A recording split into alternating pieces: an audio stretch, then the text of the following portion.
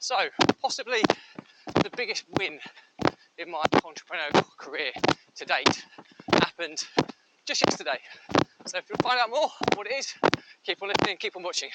Welcome back to consecutive day 1431 of a diary of a Runpreneur. And if you believe in my mission, saving the lives of children, by attempting the ultimate ultra marathon of run vlogging on consecutive days, barefoot style, the distance of a lap of the world, then do give us a subscribe, share, like and comment. More people we get in front of, more money we raise, and ultimately the more children's lives we save, which is the single most important reason I put myself through this every single day. Thank you as always, and let's get started.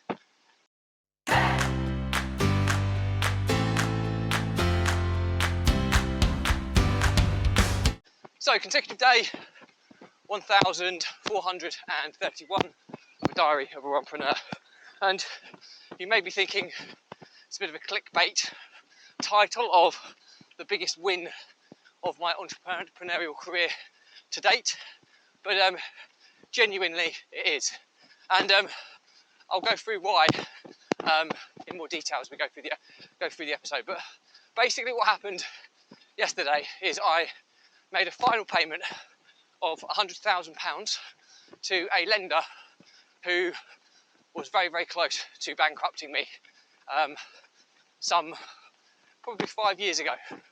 So it's a huge victory, because it's basically coming from a place of lower than low, you know, the absolute bottom, having zero money, almost losing everything. Ultimately what saved me were the assets that I did own, but I had to put them up as security and I nearly lost all of them. So it's there's a famous phrase from one of my favourite kind of business gurus, if you like, in marketing, and that's Russell Brunson. He's the founder of ClickFunnels and kind of invented the sales funnel terminology. Well, he said when he looks at investing in people, one of the questions he's asked is, how many times have you cycled? And what he means by that is not like riding a bike, cycling, but how many times have you started something and failed and then come back to where you are again? It's that process of on the way up, it all coming crashing down to the bottom and then coming back up again, like the cycle, the wheel of a bike, if you like. And that's exactly what's happened. I was on the way up, everything was going really, really well. Had a disastrous business partnership separation. I got royally shafted by an ex-business partner, almost ruined me. There was a lot of money involved.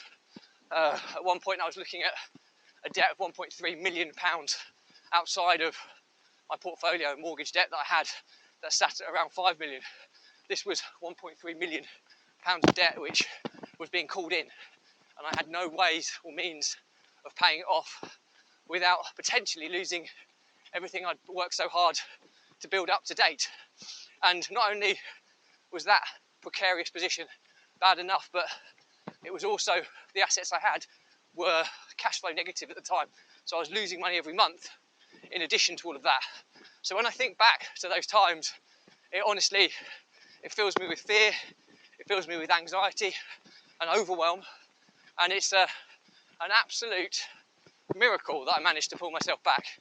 I have to confess that it wasn't all through my business acumen. There was a lot of luck along the way, and when I say luck, it's very distasteful luck.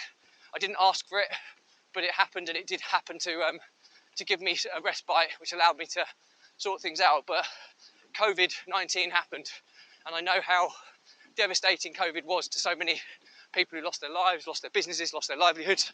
And for those people, I always have a thought for them. But for me, in my position, I managed to have mortgage payment holidays for 6 months without impacting my credit score. I was able to still maintain my rent roll, even though it was a lot lower than it used to be. I still maintained the rent roll because I had a lot of social tenants that were having their rents paid by the government. So that enabled me to kind of rebuild my cash position somewhat. And obviously all of the lenders had to give people a little bit of added respite. Now, at the time I'd negotiated putting up my portfolio as security to take back control of the asset in question that this massive debt was linked to, which is a block of flats in the north. And yeah, slowly but surely built myself back up, kept in communication with the lender, kept them informed with the plans that I had and how I was looking at redeeming their loan. And lo and behold, I managed to agree a final settlement figure with them, which was huge. And then just yesterday, the final instalment of £100,000 was paid. To put it in perspective, I did manage to get £500,000 removed from the debt because the interest payments had grown so vastly over time. With negotiating and agreeing to a formal time period, I managed to settle at 800,000. So, of which 400,000 I managed to generate from refinancing the actual asset itself, and the other 400,000 I managed to secure through business profits, which was it's unbelievable really when I think to how rock bottom I was to being able to pay back the best part of £250,000, not a quarter of a million, best part of £500,000, sorry. So yeah, so for every success I've had, and I'll always look back on this as being my biggest ever success. I don't think it will ever be beaten. To go from rock bottom with the potential of losing everything to building myself back up to being able to pay off £400,000 in business profits is, yeah, for me, that's the biggest achievement I've had from an entrepreneurial perspective. Obviously, as I go on to save more and more children's lives through my purpose, my passion, which is my Runpreneur challenge, that will better this kind of achievement, if you like, 100%. Because what's better than saving your life? But from a business perspective and an entrepreneurial kind of focusing on profiteering perspective, yeah, I don't think I'll ever beat that, especially when you take into account the stress, the anxiety, all the pressures that I was experiencing during that time. Absolutely, it's been the single most successful achievement of my serial entrepreneurship career to date. And like I say, based on where we were and where we come to, I don't think it will ever be bettered. So yeah, learnings from my diary are, even in the darkest times in business, if you can try and keep a clear head and try and look at the facts, try and be honest, have a high level of integrity, communicate with people, it's amazing what you can kind of unearth as a potential solution. It was so easy, and so it would have been so easy for me to just bury my head and just let everything kind of bury me. But I stood up, I thought long and hard about different options that I had. I tried to negotiate, and ultimately I managed to negotiate a win-win, because ultimately the lender only originally lent 600,000. So against, it just goes to show how interest can be so brutal, interest and fees, that debt, you know, grew and grew over the years of not being able to redeem it to 1.3 million. So to settle at 800,000, they still had managed, they got a bad debt off of their books and redeemed. They still managed to make £200,000 profit out of that in interest, which is a phenomenal return.